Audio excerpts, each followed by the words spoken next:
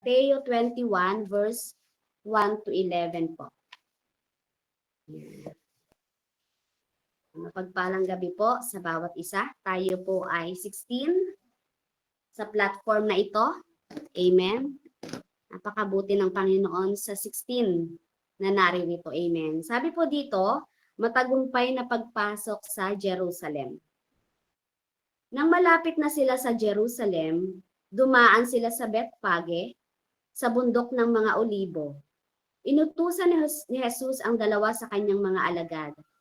Pumunta kayo sa susunod na nayon at makikita ninyo kaagad doon ang isang babaeng asno na nakatali, kasama ang kanyang anak. Kalagan ninyo ang mga iyon at dalhin sa akin. Verse 3, kapag may nagtanong sa inyo, sabihin ninyong kailangan iyon ng Panginoon at ibibigay niya agad ang mga iyon sa inyo. Sa gayon, natupad ang sinabi ng propeta. Sa lungsod ng Zion ay ipahayag ninyo, tingnan mo, ang iyong hari ay dumarating.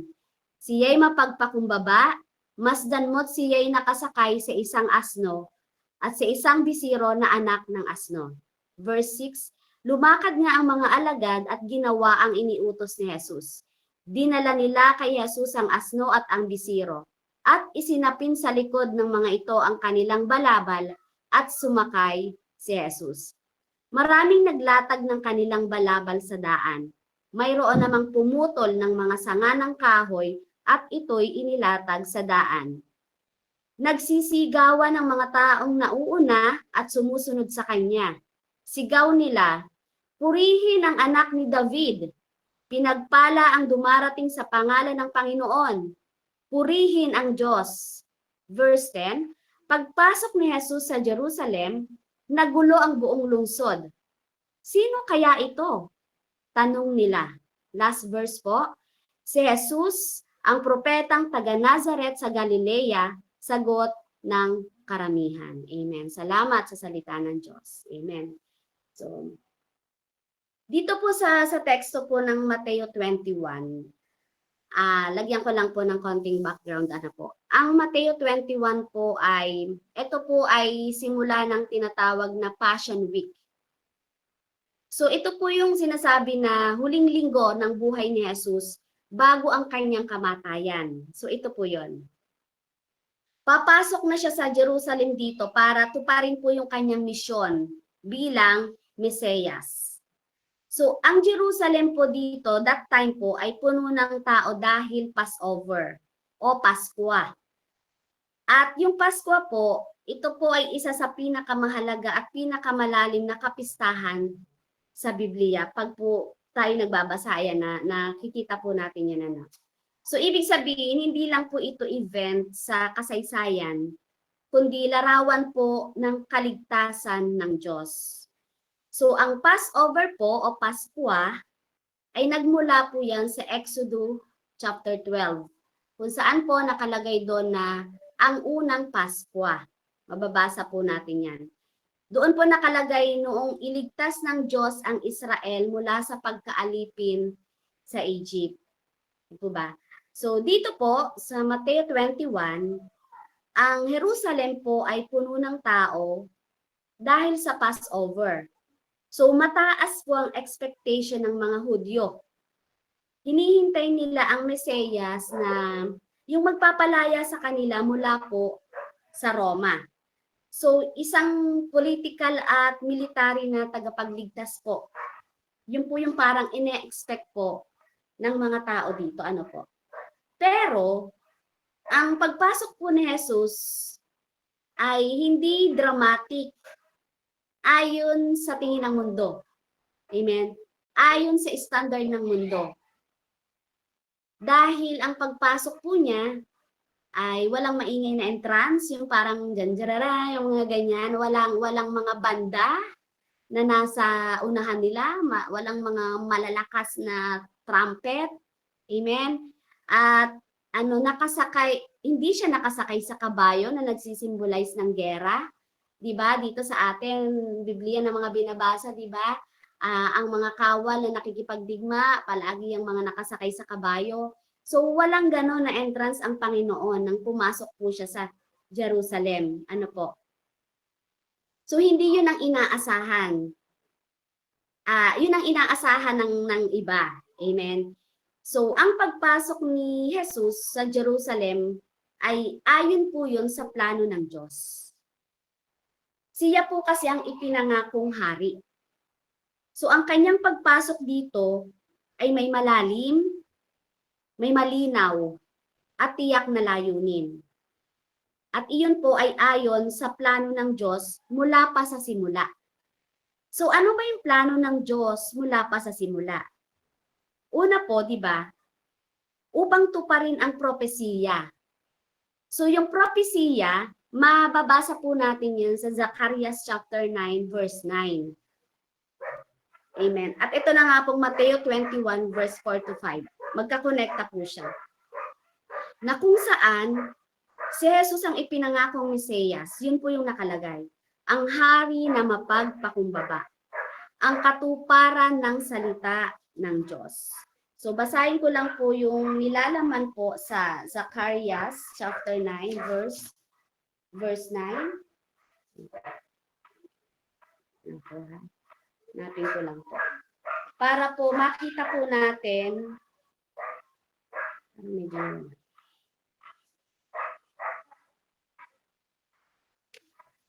wait lang po ha, basahin ko po. Para po makita natin na yun po yung plano ng Diyos mula pa sa simula. Zacarias.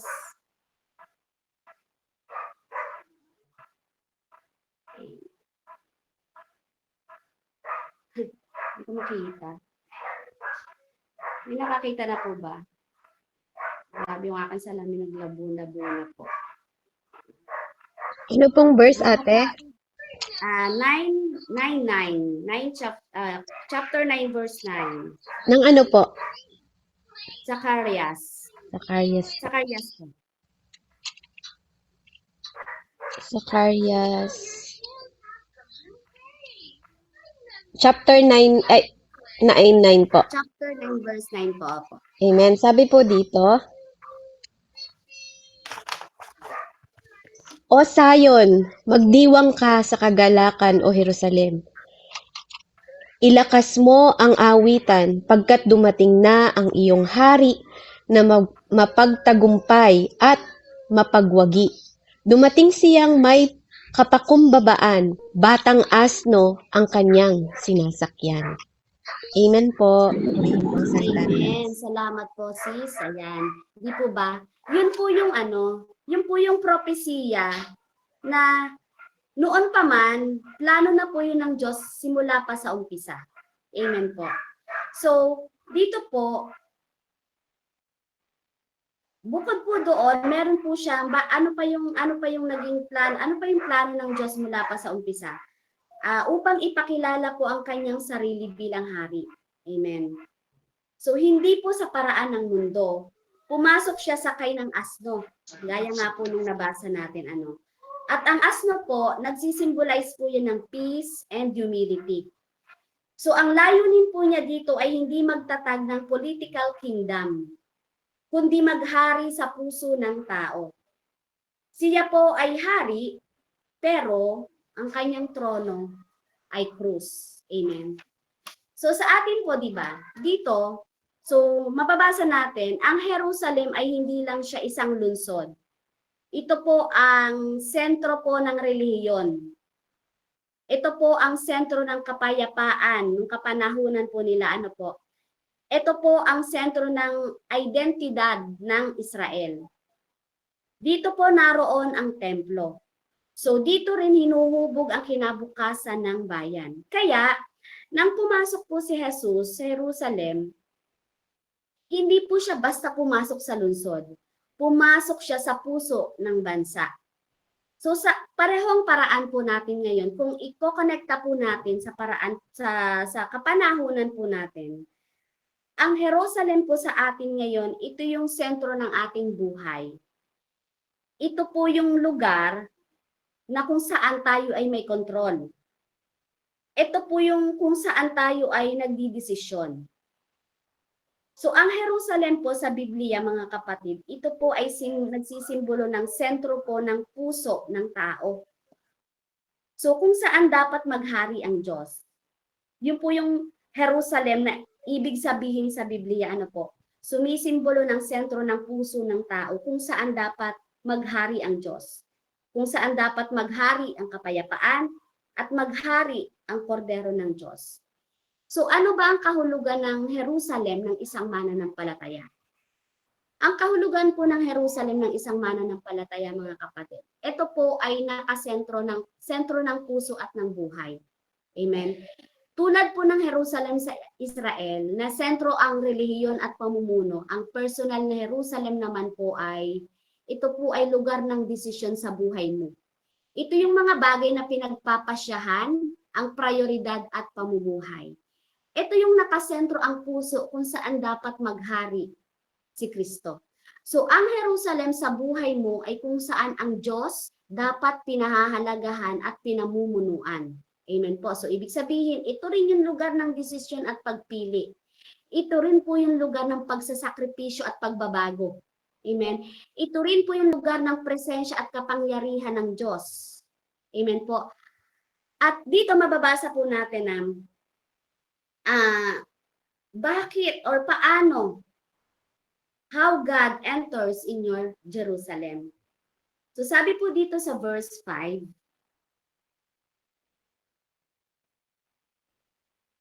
ayan, sabi po dito sa verse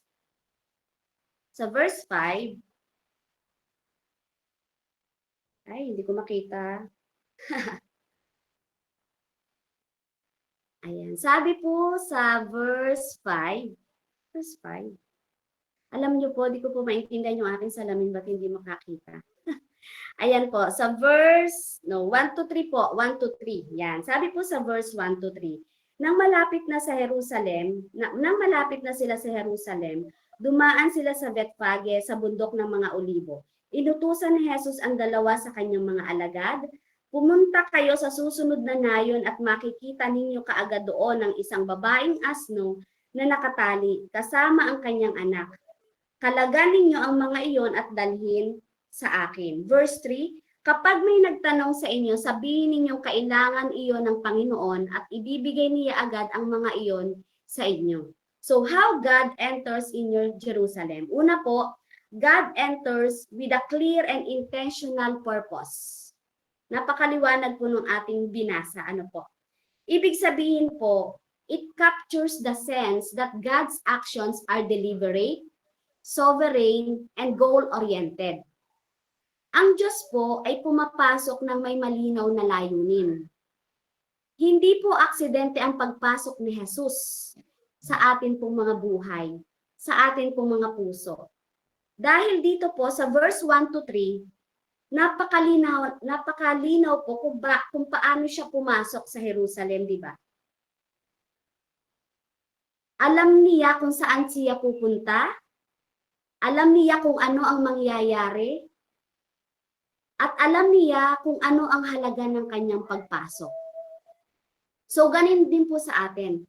Kung dito po sa verse 20 sa chapter 21 ng Mateo, hindi siya inimbitahan ng lungsod, pero siya ang kusang pumasok. Ito po yung sinasabi kong intentional ang Panginoon.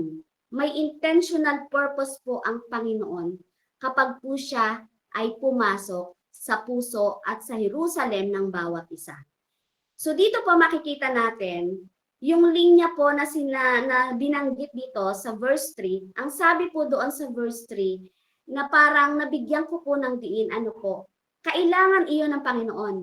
Sabi po sa verse 3. Sabi doon, kapag may nagtanong sa inyo, sabihin ninyong kailangan iyon ng Panginoon. So dito po sa linyang ito, ipinahahayag po ng ang kapahayagan ng absolute lordship.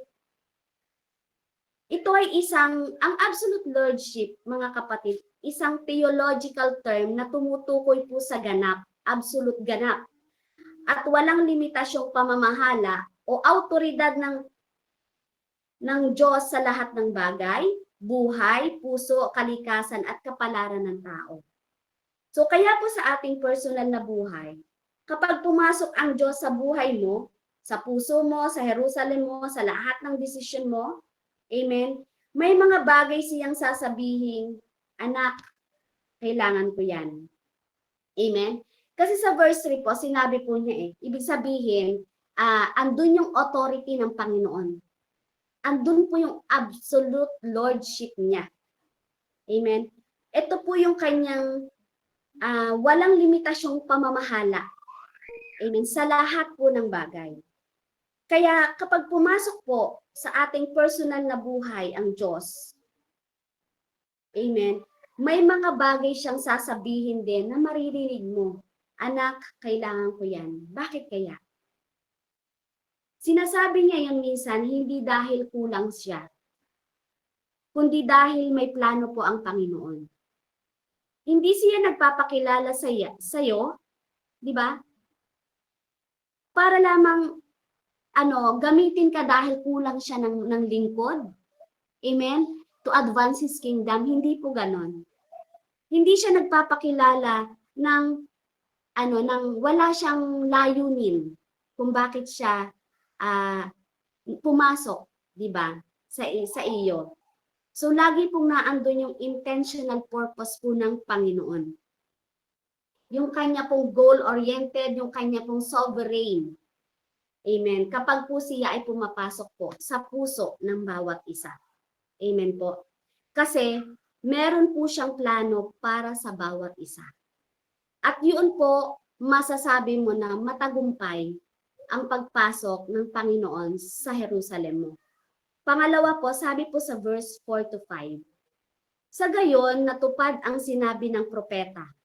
Sa lungsod ng Zion ay ipahayag ninyo, tingnan mo ang iyong hari ay dumarating. Siya'y mapagpakumbaba, masdan mo't nakasakay sa isang asno at sa isang bisiro na anak ng Diyos. So ano po yung gustong ipatungkol dito ng Panginoon? How God enters in your Jerusalem. Pangalawa po, God comes not to impress people, but to accomplish His purpose. Diba?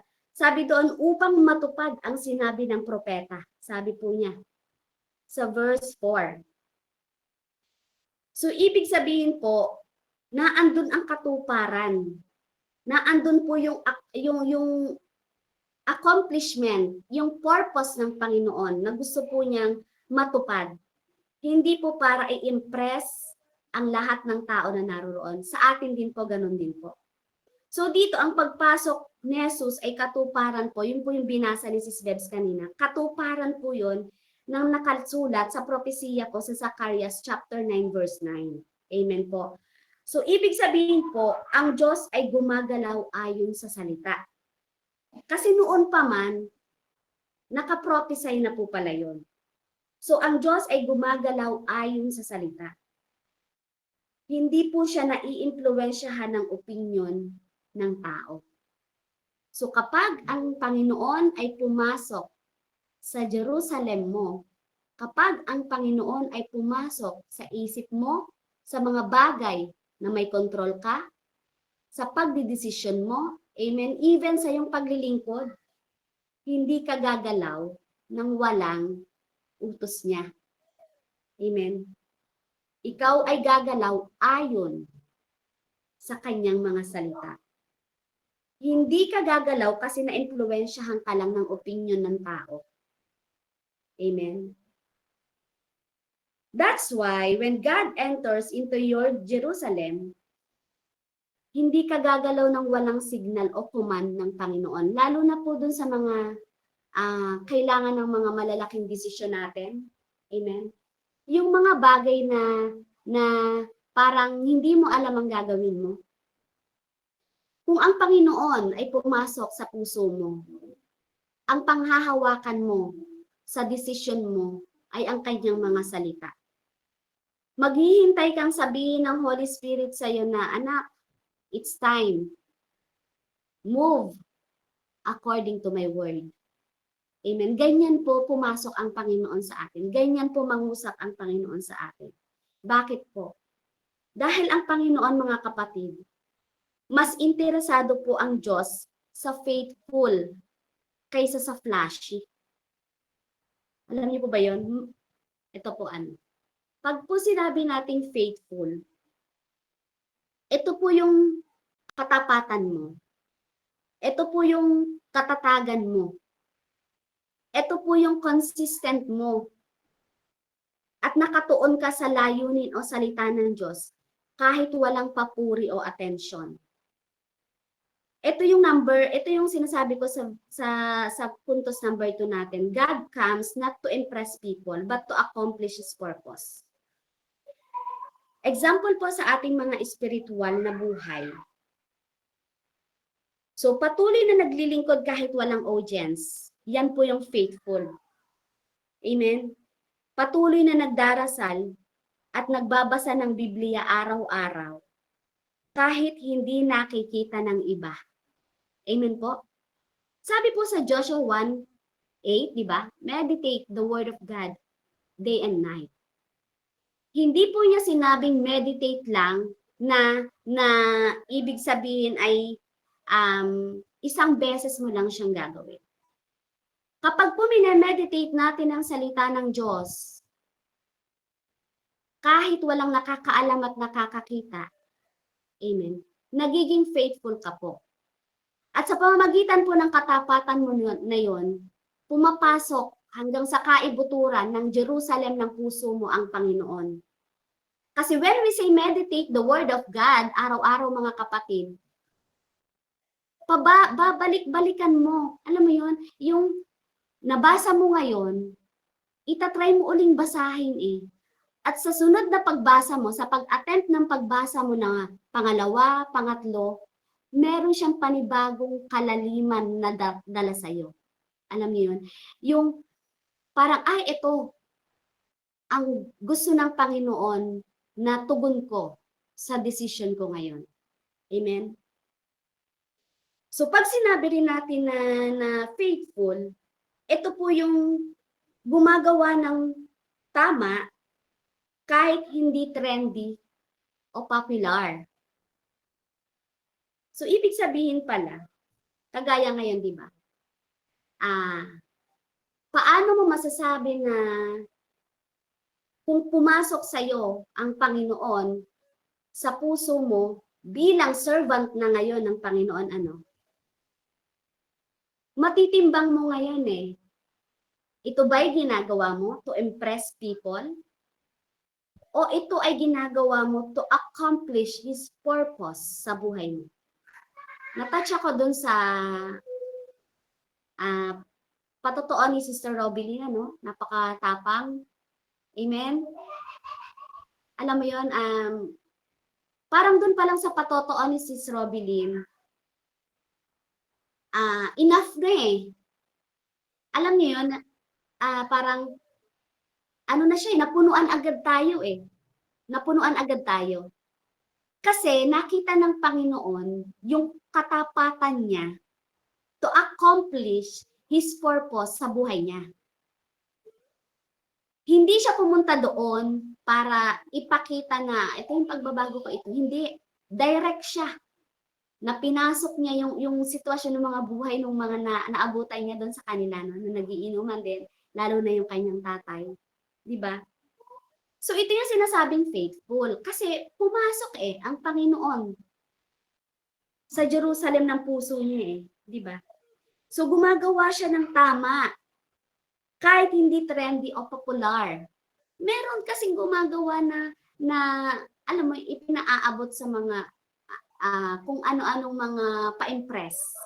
Amen. Para lamang maipakita na siya ay nagbago na, 'di ba?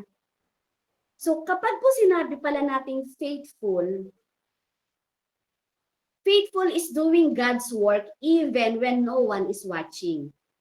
Amen po.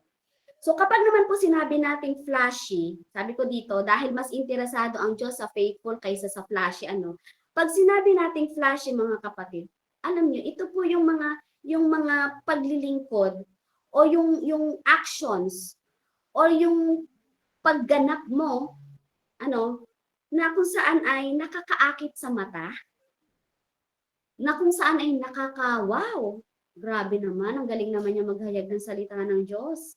Impressive. Pero, madalas po, kaya flashy, may mga surface level. O, para sa pansariling glory. Amen po? Kaya sabi ko, ano ba itong i-example ko dito na parang medyo makikita na sa ating buhay paglilingkod, once na pumasok ang Panginoon sa Jerusalem mo, automatic dapat hindi tao ang i-impress mo. Dapat Panginoon. Siya lang ang number one audience mo. So ang focus po mga kapatid ng flashy, ito yung sa appearance. Ito yung sa attention o sa approval ng tao. Ang Panginoon, nung pumasok sa Jerusalem, hindi pumasok siya, hindi para i-impress, kaya nga wala siyang mga bongacious na entrance na ginawa sa pagpasok, di ba? Dahil hindi siya pa-impress. Siya po ay pumasok to accomplish His purpose. Amen. Sa buhay spiritual po natin, sa ating pong pag-worship or even sa ating paglilingkod sa Panginoon, di ba? Para mapansin tayo o ma-praise lang ba ng tao? Sa paggawa po natin, in doing ministry po, para lang ba yun para maparangalan tayo? Para maging popular tayo? Amen? Para ba tayo ay makita? Di ba? Sa church, di ba? Makita ng ating pamilya na tayo busy-busy. Sa pagsunod sa Diyos, dahil ito yung nakafocus sila na pag sila sumunod sa Diyos, trendy cool. Alam mo yun? Hindi dahil kailangan. Ang flashy is showing off but not necessarily surrendering. Nagpapakita para mapansin pero wala ang tunay na pagsuko. Amen? Ito po yung gumaganap, gumagampan, nagpupuri. Amen? Para siya mapansin, makita.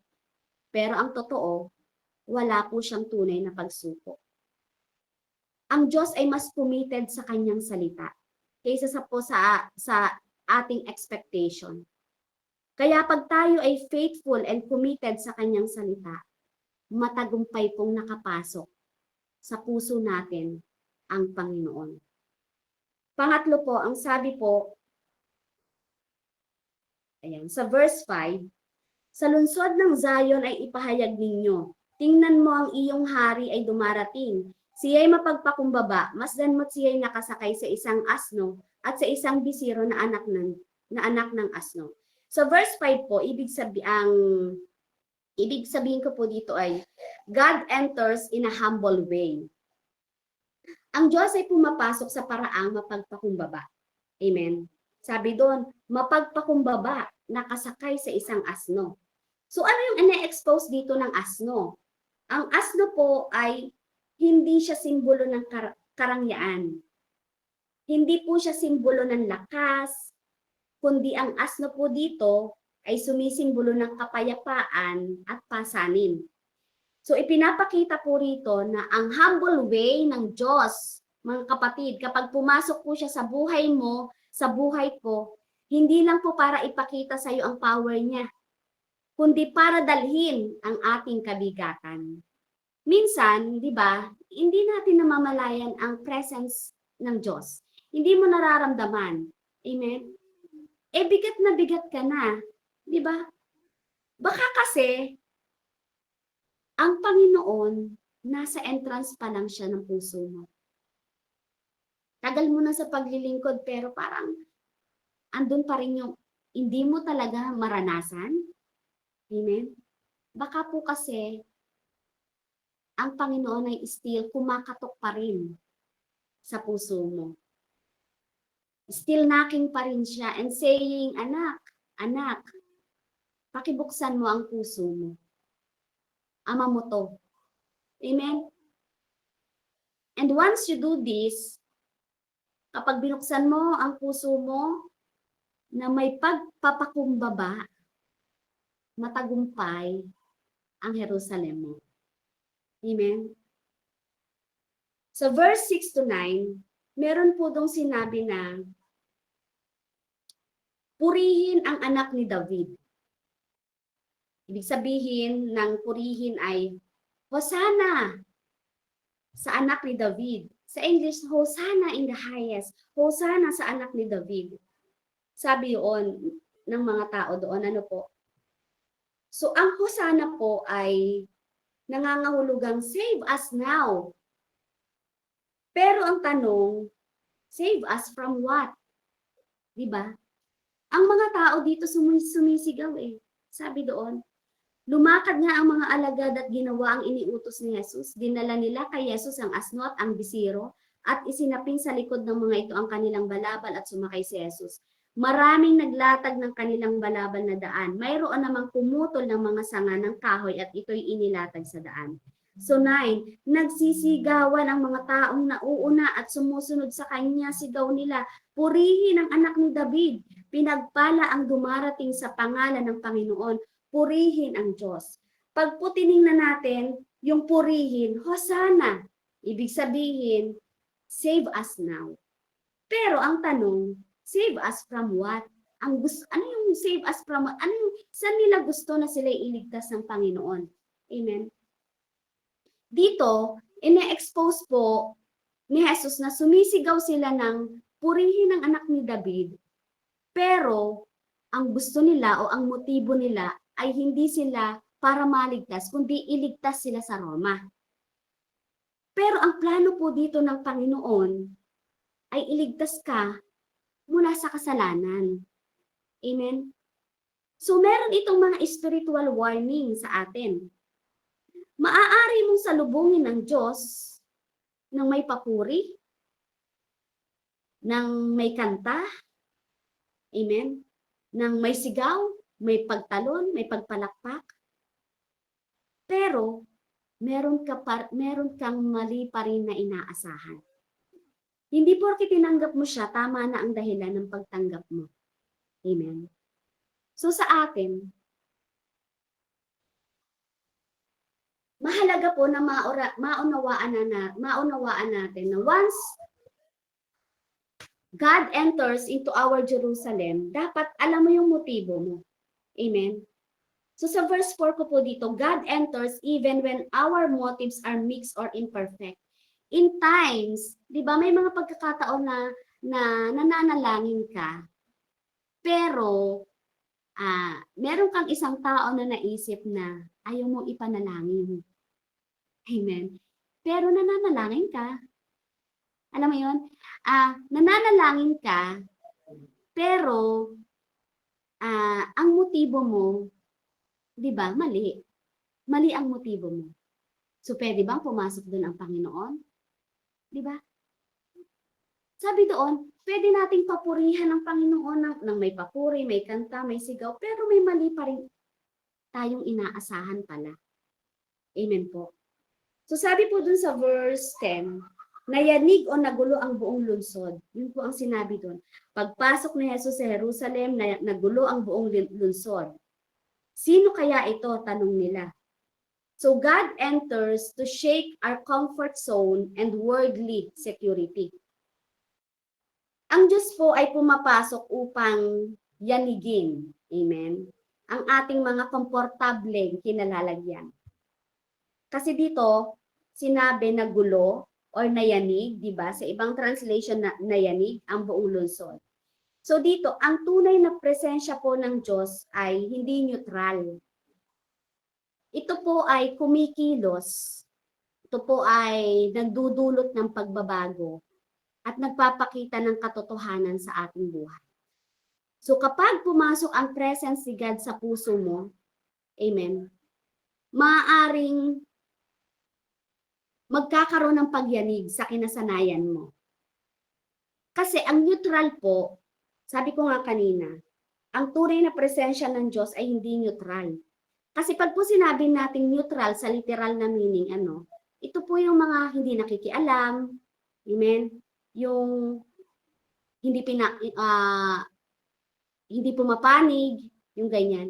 Yung neutral lang sila, wala silang pagbabago, yung ganyan. Naka-stay lang sila. Walang epekto, yung ganyan. Pero, yun ay sa literal. Ngayon, kapag po sinabing neutral sa spiritual, di ba? Wala siyang epekto o hindi nagdudulot ng pagbabago. Ang presensya ng Diyos, hindi po ganito. Hindi neutral.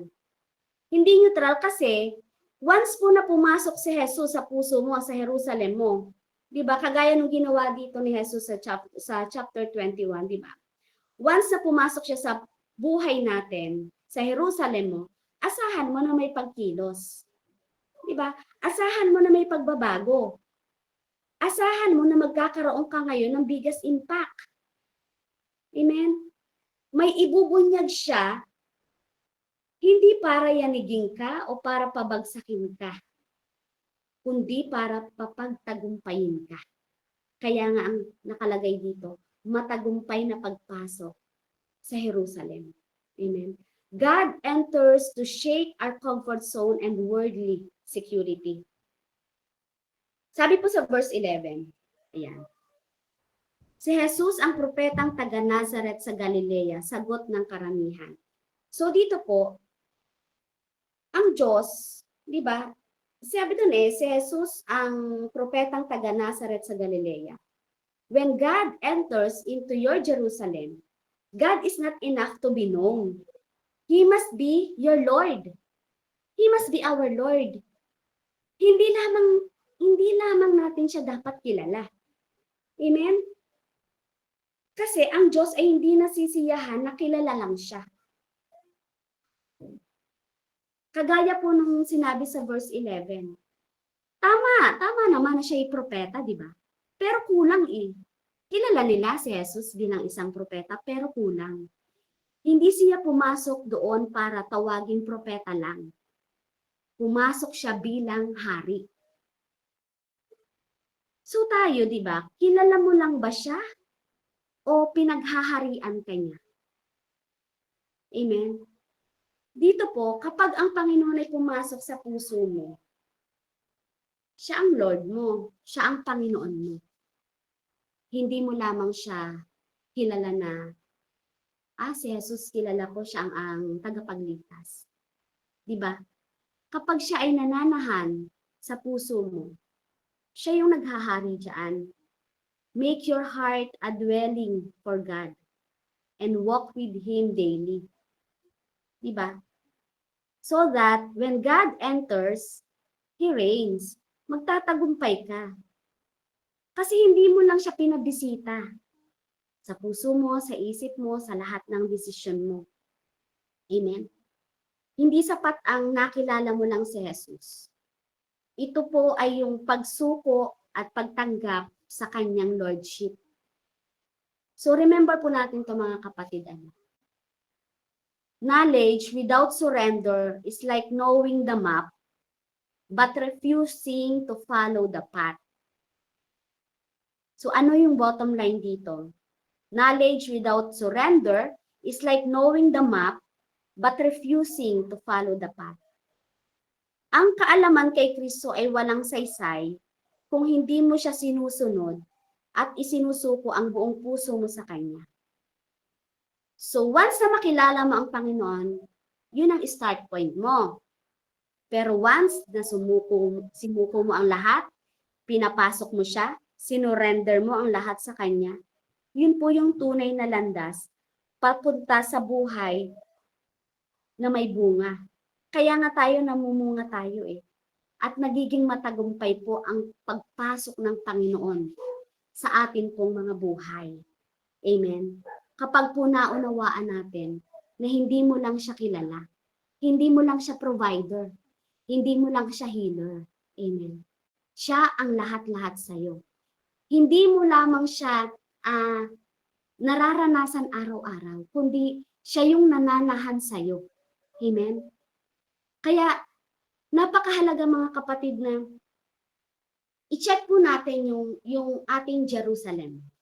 Amen? Paano ba siya nakapasok sa Jerusalem mo? Amen po. So bilang conclusion ko po mga kapatid, meron po akong isang napakinggan po na na kwento po. Sa isang isang pastor din po na parang nakikinig kasi ako. Ito po ay nung last week ko siya napakinggan. So kanina sabi ko, sabi ko parang na totoo. Totoo yung sinasabi ng pastor na ito na once na ang Panginoon ay pinagharian, amen, ang lahat-lahat sa atin, di ba? Kailangan susunod ka talaga hindi mo kailangan na ipersahin ang sarili mo na gawin ang lahat. Amen. Meron po talagang pagsunod na nararapat. Amen po. Ayan, wait lang po ha.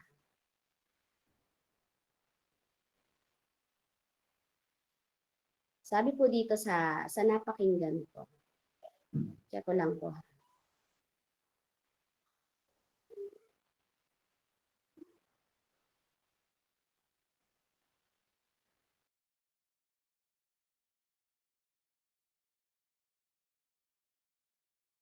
Ayan, sabi po dito. Ang Jerusalem na may saradong pinto, yun po yung napakinggan ko, ano. So, may isa daw pong lalaki na matagal na pong naglilingkod sa Diyos. Ito pong lalaking ito ay, siguro, kagaya rin natin na ilang taon na po tayong naglilingkod sa Panginoon, ano. So, ito pong lalaking ito ay regular na po siya sa simbahan. Kilala po siya sa ministry, yan, sa pag-handle ng mga Bible study. Active po siya sa may mga ministry po siya, ano. So, siya rin po ay palaging available. Palagi rin po siyang naandyan kapag may mga gawain. Pero, sa gitna po ng lahat ng kanyang ginagawa, may isang bahagi po ng buhay niya na hindi pa rin payapa.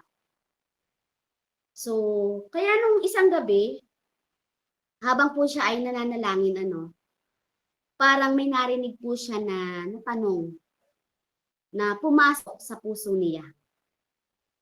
At ang tanong po ay, anong bahagi ng buhay mo ang ayaw mong pasukin ko?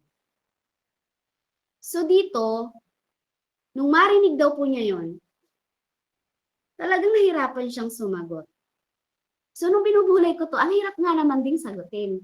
Kasi, ang common po na tanong minsan sa atin ay, anong bahagi sa buhay mo ang nais mong baguhin ng Diyos? Diba? Pero paano ngayon kung marinig mo yung tanong na, anong bahagi ng buhay mo ang ayaw mong pasukin ko? Diba? So habang mas tumatagal po yung kanyang pag-iisip, ano po, doon niya napagtanto na meron pong parte sa puso niya na may saradong pinto. Kasi kung titingnan, hindi naman daw yun yung simbahan. Hindi naman yun yung ministry. Hindi naman yun yung mga umaawit. Diba? Hindi naman yun yung awit na napapakinggan din niya. So, nung nagbulay-bulay siya na, nga no, anong bahagi ng buhay ko ang ayaw kong pasukin ng Panginoon? So, meron pong isang sugat pala na hindi pa napapatawan. Merong isang takot na hindi pa naiisuko. Merong isang kasalanang pilit ding itinatago pa. So, doon po niya naunawaan na pinapasok niya ang Diyos sa gate ng kanyang Jerusalem, pero hindi sa sentro. So, nung kinaumagahan po, nagpasya siyang manalangin ng tapat. Sabi daw, Panginoon, pwede kang pumasok kahit masakit. Kahit mabago ang plano ko.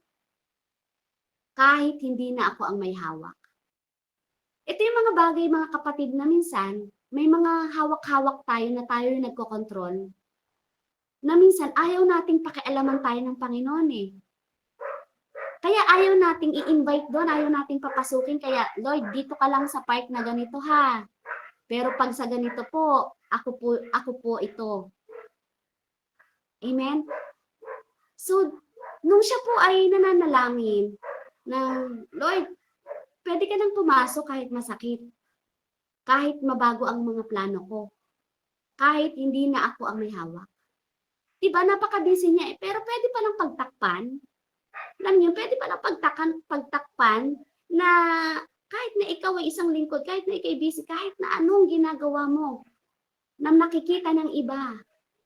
Alam mo, pinagtatakpan mo lang na merong parte sa puso mo, sa isip mo, sa mga plano mo na ayaw mong papasukin doon yung Panginoon. Ayaw mo, Lord, dito ka lang sa lobby, dito ka lang sa entrance. pero hindi sa sentro ng puso ko.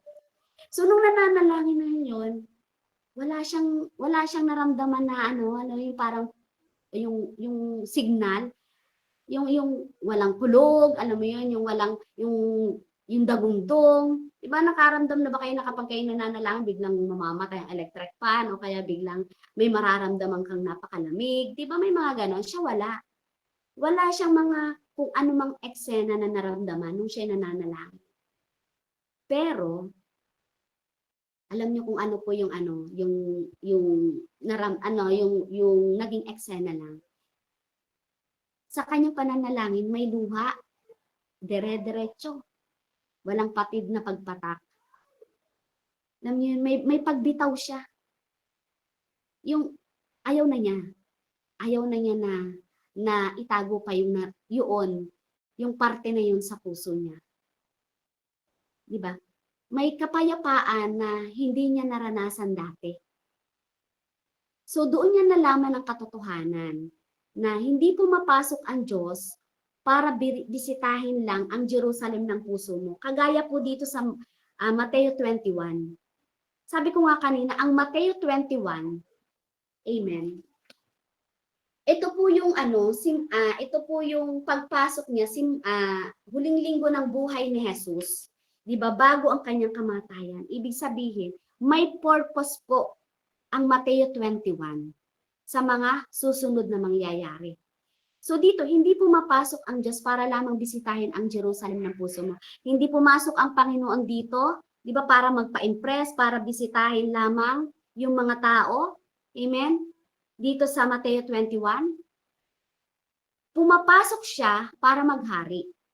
Amen? So ngayon po, pag tayo po naghiwa-hiwalay mamaya,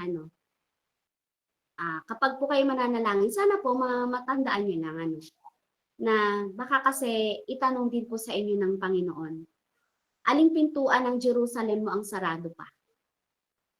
Dahil ang parehong Jesus po na pumasok sa Jerusalem dito sa Mateo 21, amen, ay same din po ng Jerusalem natin ngayon, na pumapasok at marahang kumakatok sa puso mo.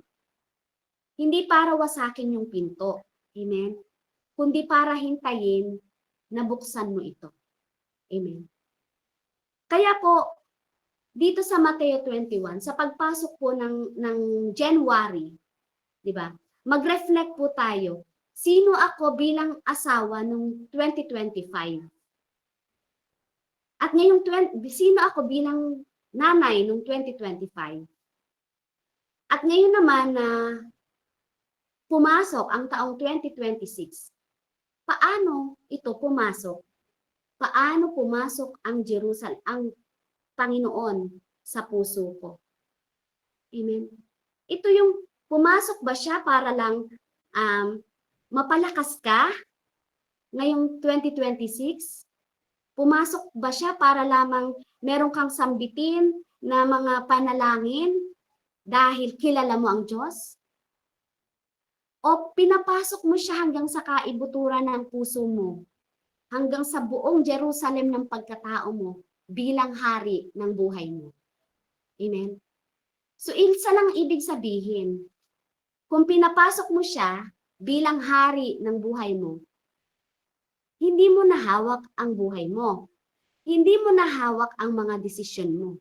Hindi ka gagalaw ng walang utos ng hari mo. Amen po?